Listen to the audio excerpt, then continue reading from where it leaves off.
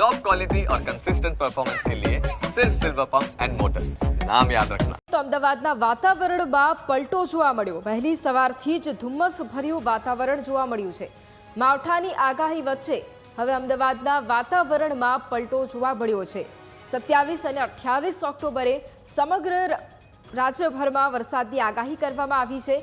ત્યારે આગામી સમયની અંદર જે પ્રમાણે વરસાદી વાતાવરણ રહેવાનું છે તે પહેલા જ અમદાવાદના વાતાવરણમાં પલટો આવ્યો છે। 27-28 ડિસેમ્બર દરમિયાન માવઠાની આગાહી કરવામાં આવી છે। વહેલી સવારથી જ ધુમ્મસભર્યું વાતાવરણ છે તે પણ જોવા મળશે। માવઠાની આગાહી વચ્ચે અમદાવાદમાં વહેલી સવારે જ વાતાવરણમાં પલટો આવ્યો છે અને અમદાવાદના મોટા ભાગના વિસ્તારોમાં ધુમ્મસભર્યું વાતાવરણ જોવા મળી રહ્યું છે। રાજ્યમાં એક તરફ માવઠાની આગાહી, રાજસ્થાન તરફથી પણ એક ડિપ્રેશન સક્રિય થતાં સમગ્ર રાજ્યભરમાં માવઠાની આગાહી કરવામાં આવી છે। લો પ્રેશર સક્રિય થતાં માવઠાની આગાહી કરવામાં આવી છે।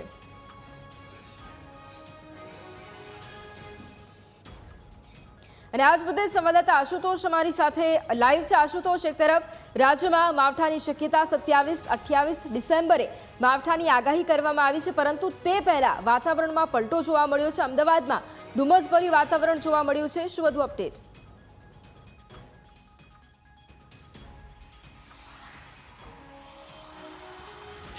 અરબી સમુદ્રમાં ટર્ફ અને દક્ષિણ રાજસ્થાનમાં સાયક્લોનિક સર્ક્યુલેશનની અસર જે છે તે જોવા મળી રહી છે અને તેની સીધી અસર ગુજરાતમાં હાલ જોવા મળી રહી છે અને માવઠાની આગાહી કરાઈ છે। સાથે સાથે ધુમ્મસભર્યું વાતાવરણ પણ અમદાવાદમાં જોવા મળી રહ્યું છે। લઘુત્તમ તાપમાન જે છે તેમાં પણ ઘટાડો થયો છે।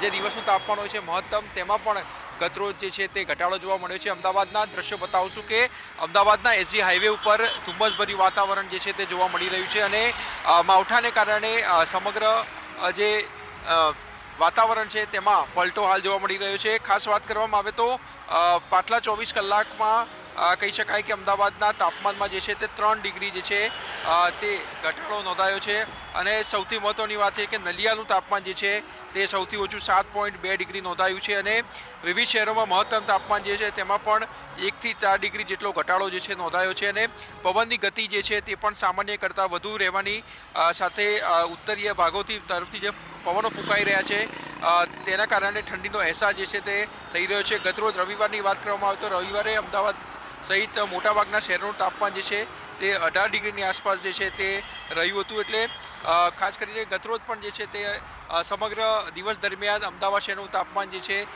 તે ખુશનુમા રહ્યું હતું અને ક્યાંક ને ક્યાંક તડકો જે છે તે જોવા મળતો મળ્યો અને હિલ સ્ટેશન જેવો માહોલ ગતરોજ જોવા મળ્યો તો આજે પણ વહેલી સવારથી જ અમદાવાદમાં ધુમ્મસભર્યું વાતાવરણ જે છે તે જોવા મળી રહ્યું છે અને હજુ તો કહી શકાય કે માવઠાની આગાહી જે છે તે રાજ્યભરમાં કરવામાં આવી છે। ખાસ કરીને કચ્છ અને સૌરાષ્ટ્રમાં જે છે તે માવઠું જે છે તે આગાહી કરાઈ છે અને તેના કારણે ક્યાંક ખેડૂત જે છે તે પણ જે છે તે ચિંતામાં મુકાયો છે।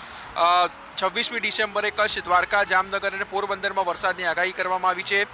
સાથે સાથે 27 તારીખે પણ બનાસકાંઠા, સાબરકાંઠા અને પૂર્વ અને દક્ષિણ ગુજરાતમાં વરસાદની આગાહી કરાઈ છે અને 28મી ડિસેમ્બરે કચ્છ અને દક્ષિણ ગુજરાતના કેટલાક જિલ્લાઓમાં વરસાદની આગાહી જે છે તે કરવામાં આવી છે। એટલે રાજ્યમાં જે છે તે વાતાવરણમાં હાલ પલટો જોવા મળી રહ્યો છે। ધુમ્મસભર્યું વાતાવરણ જે છે તે પણ જોવા મળી રહ્યું છે અને ધુમ્મસભર્યા વાતાવરણના કારણે અમદાવાદ શહેરમાં વિઝિબિલિટી જે છે તે પણ આંશિક ઘટી છે।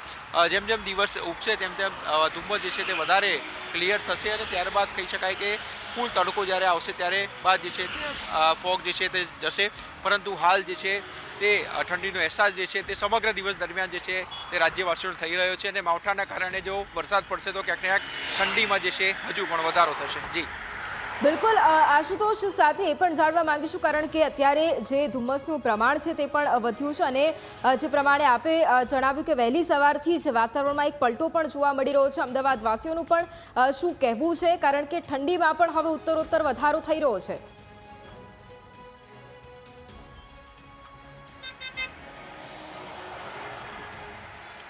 જી, હાલ તો હું હમણાં અમદાવાદના એક બ્રિજ ઉપર છું, એટલે આમ જનતા જે છે નહીં મળી શકે, પરંતુ દ્રશ્યોથી આપણે બતાવશું કે કયા પ્રકારનું વાતાવરણ જે છે તે અમદાવાદ શહેરમાં જોવા મળી રહ્યું છે. આ એસજી હાઈવેના આ દ્રશ્યો જે છે તે સ્પષ્ટ જોઈ શકાય છે, ધુમ્મસ સ્પષ્ટ જોઈ શકાય છે.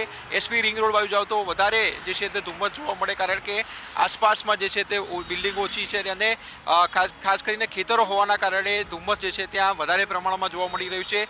એસજી હાઈવેમાં પ્રદૂષણ હોવાના કારણે ક્યાંક ક્યાંક આંશિક જોવા મળી રહ્યું છે, પરંતુ જો અમદાવાદ શહેરના રિંગ રોડની આસપાસ જાઓ તો ત્યાં ધુમ્મસ જે છે તે વધારે જે છે તે જોવા મળતું હોય છે. વિઝિબિલિટી જે છે તે ઘટી છે અને તેના કારણે લોકો પણ ફોગ લાઇટ ચાલુ કરીને પોતાના વાહનો જે છે તે ચલાવવાની ફરજ પડી છે અને લોકો જે છે તે પોતાની કાર જે છે ધીમી કરી રહ્યા છે, કારણ કે ફોગ હોવાના કારણે ક્યાંક ને ક્યાંક વિઝિબિલિટી ઘટી છે અને અકસ્માતનો જે છે ભય પણ રહેલો હોય છે અને તેના જ કારણે ક્યાંક ને ક્યાંક લોકો જે છે તે ધીમી ગતિએ જે છે તે વાહનો હંકારી રહ્યા છે અને ક્યાંક ને ક્યાંક ઠંડી જે છે તે પણ વધી છે અને ફોગ જે છે તે પણ અમદાવાદમાં હાલ તો જોવા મળી રહ્યું છે. જી બિલકુલ, આભાર આશુતોષ તમામ જાણકારી